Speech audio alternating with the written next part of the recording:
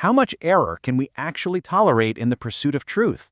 It's a pretty heavy question, isn't it? When we picture science, we usually imagine these pristine, perfectly sterile laboratories and absolute unquestionable certainty. But the reality? Well, the universe is incredibly messy, and quite frankly, our tools are imperfect. Data is the fragile core of literally all scientific discovery, and how we handle that data? That's exactly what makes the difference between a massive breakthrough and a total blunder. Welcome to This Explainer. I'm Dr. Kem, and today we're going to explore exactly how raw, chaotic observations actually become trusted, established science. We're going on a cinematic journey, if you will, into the real world of data handling, specifically within chemistry and the broader sciences. It's gonna be a fun one. All right, here is our syllabus for today. First, we'll answer, what is scientific data? Then, securing the raw truth, followed by the battle against error. After that, we'll hit accuracy, precision, and statistics, and finally wrap up with chemometrics and AI frontiers. Let's jump right in. Part 1. What is scientific data? Now, this might seem like a painfully simple question, but the foundational philosophy behind lab information is actually deeply structured. So, the most crucial thing to grasp right off the bat is that data handling is way more than just doing a bunch of math. According to the foundational principles of statistics, data handling is the whole process of collecting, organizing, securing, and presenting data. It tackles massive, real-world concerns like security, confidentiality, and long-term preservation. Basically, you can think of proper data handling as a protective shield for research integrity. It ensures that hard-earned data is kept completely safe both during the experiment and long after the analysis is done. Let's see how this all builds into a structured life cycle. It's essentially a 6-step journey. We always start by identifying our exact problem, right? Then we gather the relevant facts during data collection. Next up, we organize everything cleanly for presentation, which naturally leads into graphical representation. Think bar graphs or scatter plots, just to make those hidden trends visible to the human eye. Only then do we actually analyze the data to extract its true meaning, which finally brings us to our conclusion where that initial problem is officially solved. Now, the raw material we work with generally comes in two main flavors. Qualitative data gives us descriptive information, like did the solution turn bright blue or did it start bubbling aggressively? On the flip side, quantitative data gives us strictly numerical information, and that quantitative side splits again into discrete whole numbers or continuous ranges. Both flavors are absolutely vital, but they serve very different analytical purposes. All right, moving on to part 2, securing the raw truth. Because as it turns out, gathering the data is really only half the battle. Protecting it is where the high stakes actually begin. In a professional laboratory setting, data is a tangible record of an observation, whether made by a human or a machine, and we have to categorize these records meticulously. First, we have primary data. These are your raw original measurements directly tied to the thing you're studying. Then we have secondary or derived data, which is indirectly related. But honestly, perhaps the most important one in our modern digital era is metadata.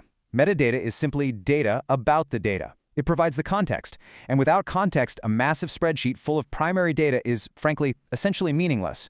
To give you an idea of just how seriously the scientific community takes these records, take a look at institutions like the NIH. In that world, your lab notebook is definitely not a personal diary. It is a strictly regulated federal record. The NIH literally owns it. These records document the entire history of a research process, and destroying or unlawfully removing these government records is a massive offense. They have to be ready and available for inspection at a moment's notice. So why do we protect this data so fiercely? Well, it boils down to the FAIR principles. A huge, diverse group of stakeholders, from academia, industry, publishers, all came together to endorse these specific guidelines. FAIR stands for findable, accessible, interoperable, and reusable. Think about it. The entire point of science is to build upon the work of others, right? If your data isn't handled according to these FAIR principles, it really doesn't benefit anyone except the isolated researcher who collected it in the first place. Which leads us right into part 3, where we meet the ultimate villain of our story, the battle against error. This is the ever-present threat of noise and uncertainty in lab research. In any kind of chemical analysis, there is a golden rule. It goes like this. Before beginning an analysis, ask, what maximum error can be tolerated in the result? It's such a powerful question because your answer to it directly dictates the method you choose, the cost of your entire experiment, and the time it's going to take to complete it. Every single measurement tool on Earth has a maximum limit, which means absolutely every measurement carries at least some level of uncertainty. So what exactly are these uncertainties? They basically fall into two main buckets. Systematic or determinant error is a fundamental flaw in your system. It's a non-random bias that forces all of your data to be consistently too high or consistently too low. On the other hand, random or indeterminate error is just the natural, unavoidable chaos of the universe. It causes your data points to scatter symmetrically around a mean value. You can usually spot and fix systematic error by using known standards to calibrate your instruments, but that random error, that's always lurking in the background. And then, of course, we have the gross error. Unlike the systematic or random uncertainties we just talked about, gross errors are usually massive, occasional mistakes that create wild, extreme outliers in your data. Let's be totally honest here. These are almost always the product of human clumsiness. Someone dropped a beaker, misread a dial by a mile, or maybe just sneezed directly into the sample. These gross errors create massive spikes that just look completely out of place compared to all your other replicate measurements. So how do we actually fight back against all these errors? Welcome to Part 4, Accuracy, Precision, and Statistics.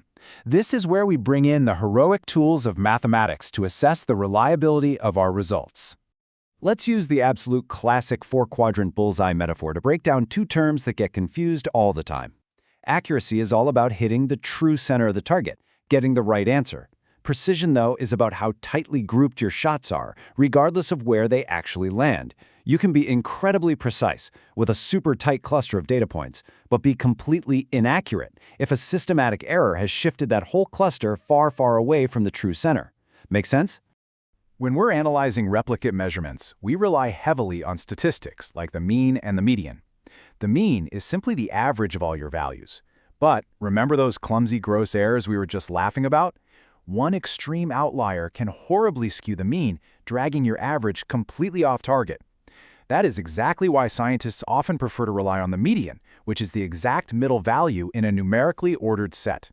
The median is completely unaffected by an extreme outlier, making it a fantastic tool when you suspect human error has crashed the party.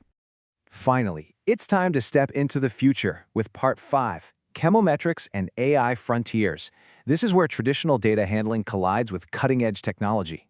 Because modern laboratories produce such a mind-boggling amount of complex information, we've had to develop an entirely new field called chemometrics. It's this incredible interdisciplinary fusion of chemistry, mathematics, and statistics. By using advanced methods like principal component analysis and artificial neural networks, chemometrics lets researchers uncover hidden relationships, optimize industrial processes, and extract highly meaningful patterns from massive data sets that a human brain literally couldn't process on its own. But listen up, because there is a massive catch to all of this. As we integrate machine learning and AI into fields like electrochemistry, the old saying, garbage in, garbage out, has never been more true. These AI models require mountains of data to make accurate predictions. If researchers fabricate data, or even if a model is just built with poor noise handling, that false data will completely poison the machine learning model. Untuned neural networks are highly, highly susceptible to noise. That means bad data handling could quite literally mislead the discussion of an entire scientific field. Because of this deep AI integration, the modern laboratory pipeline has been completely transformed. We really don't just rely on manual analysis anymore. We have robotic equipment handling chemical synthesis, pumping out immense amounts of data, complex sequences, and intricate curves that flow directly into AI featurization. The lab of the future is incredibly powerful for sure, but it is 100% reliant on the absolute, unquestionable integrity of that underlying data. Which brings us to our final, somewhat provocative thought for the day. As we've seen throughout this whole explainer, proper data handling, whether it's plotting a basic bar graph or tuning an advanced neural network, is the ultimate shield of scientific integrity. But as artificial intelligence increasingly takes the wheel in the laboratory, accelerating discovery way beyond human limits, we really have to ask ourselves, are we using data to find the truth, or are we just praying the truth survives our data?